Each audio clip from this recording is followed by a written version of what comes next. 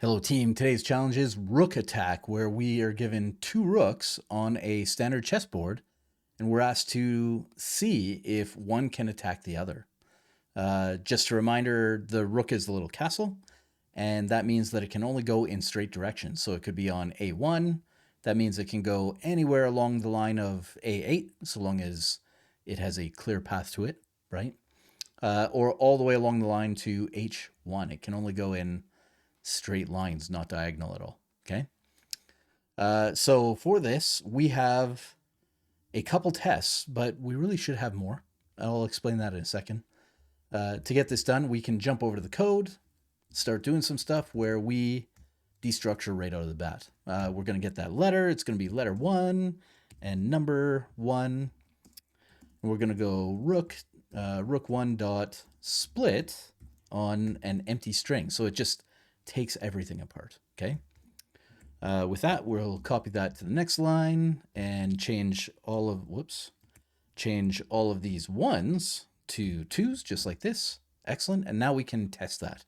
Okay, so L1 equal to L2, or N1 equal to N2.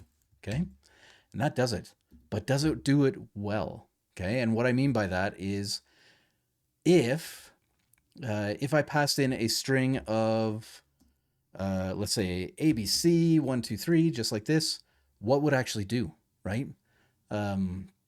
So I would actually get A and B because it splits on every character, which isn't quite what we want. We want a little bit of safety in terms of the length of these. We want to make sure that it actually falls on this chessboard. And so we're going to do that. We're going to do that in hopefully a very direct way. Okay. So for that, let's go and grab all of this, bring it down so we have something new, maybe add a little more space. And the first thing that I want to do is change this to a regular expression. Okay. Now, I don't care about capital A or lowercase a. You see I used lowercase a here. So we're going to make it case insensitive. But inside of here, what we should do is we should find any letter from A to H, right? That's what it is, A to H, or 1 to 8. So right next to it, we go, 1 to 8, just like this. Brilliant. This is not going to work though. And the reason it's not going to work is because it's going to find this and try to split on it, which means that we're going to get two empty strings, right? That's where we're going to find, in this case, if we go, say, A1, we're going to find A1 and we're going to get a string at the start and a string at the end.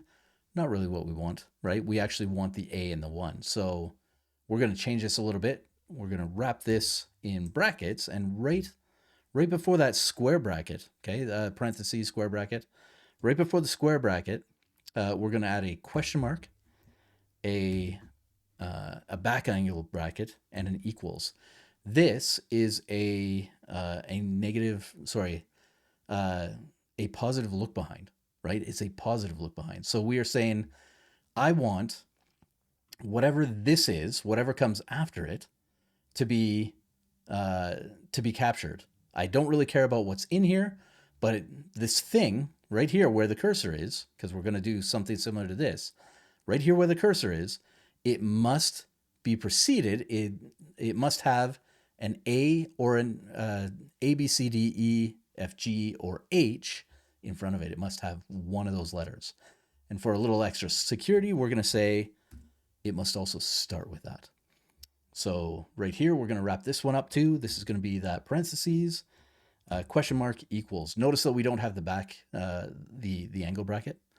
That's for the look behind, whereas for the look ahead, which is what we have here, we don't need that. Okay, so at this point, we add a little $sign. The $sign is for the end of the string.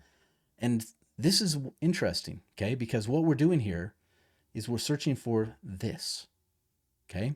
If we were to actually do a match on this, the match would be nothing. It would be whatever this is right here where that flashing cursor is, okay? And that's because this doesn't get captured and this doesn't get captured. We only care that we find a thing whatever this is, this liminal space, this in-between space, and it must have a letter in front of it that can only be an A to an H that is actually the start of the string. And after it, it must have a number from 1 to 8, which must be the end of the string. Okay? Now, this should still work. It absolutely does, which means that we can actually grab this because I'm going to use it down here too.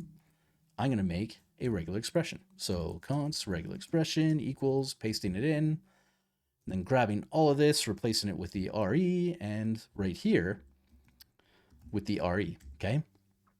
A better solution in theory, okay? And the reason that it is a better solution is because now we're starting to protect. We're starting to say somehow, some way, this, whatever this is and whatever this is, Rook 1 and Rook 2, they must follow this pattern, okay? So A to H, 1 to 8, great. But we only do that on the split, okay? And what that means is if I go up here and I go Rook, I'm going to grab this again before I get silly, okay? If I grab this again right here, go Rook 1, okay? Because I can set these to whatever I want. So let's say I set this to a string of A9 and Rook 2, just like this. I'm going to set that to a string of Z9, okay? And it doesn't work, okay? Why doesn't it work? Well, because we are failing these, right? But you can see that the first two, where it's supposed to return true, that still passes, okay? And the reason might surprise you. You might think, oh yeah, that's supposed to, because A9 and Z9, right? But if I change this to, say, Z7, okay, I still get the exact same result, okay?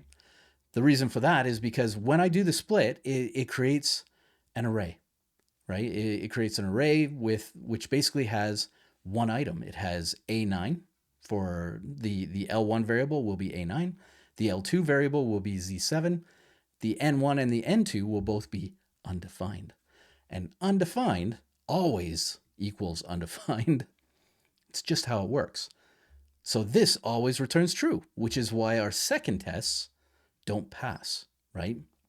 They need to be false, but this is always going to return true. So what we need is a test, right? We did the split. What we need is a test to make sure that everything lines up. So right up here, right before all this, we can get rid of these lines and add in an if, just like this. We're going to use that regular expression again, okay? So it's already there for us. We're going to test Rook 1, right? And we are going to also test re.test Rook 2, okay? We're going to test to make sure that they follow this pattern. But entering this conditional, we actually want to make sure that they are false, okay? So we flip this around so that if the test fails for either of these, then we're in here where we throw new error and create something really good like what, right? Like it shouldn't have happened, but it did. And now if we run this, everything should fail. Brilliant. But if we go back, okay, we take all of this out now, just like this, it still passes. And at this point, we are done. Now, the reason is why. Again, I kind of hinted at this, but just to reiterate, if we started up here, okay, and all we did was a clean split, we're making a very not safe assumption. The not safe assumption is that we're always going to get a letter and a number. But there's nothing to tell people that they can't put anything in there, right? It just needs to be a string, really, that we can split on, which means that we could get anything. And that doesn't feel very safe to me. So we started adding a little bit of safety to it using a regular expression. And for this, we split on the liminal space, the in-between space between the letter, which needs to be at the start, a very specific range of letters, and, right, between the letters, and numbers, which need to be the end, okay? So one letter, one number, we're finding this space and we are splitting on that. Great, that works. But we still have this thing where they could toss in, sure, we've limited it to letters and numbers, but they could still toss in anything, which means that when it gets down here, our assumption on on what data we get back, it doesn't work. And because of that, there's a good chance that N1 and N2 will always be undefined, and undefined will always return true. Okay, undefined equals undefined always returns true. So we reused that regular expression and added a conditional. And this conditional says, does this string actually match what I am expecting? Does rook2, the string, match what I'm expecting? If either of those don't, we stop. Boom, we're done. Okay. This is the kind of stuff that you have to think about, because even though this would get it done, right? But again, there's a very big assumption in there. So making sure that we cover off all of the tests. And I wish that they had thrown a couple more in here just to make sure that this code would work, right? I think it does. In testing, it does, right? So here's to that. What did you think about this? Again, not every solution, just hopefully one good solution. One solution that will pass muster through time, through the lifetime of this function, right? That's what we're going for.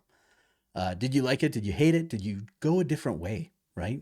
Are you okay with just splitting on an empty string and hoping that it all plays out? Maybe you are, right? Maybe you are. I'm not, though. So I went a little bit more, right?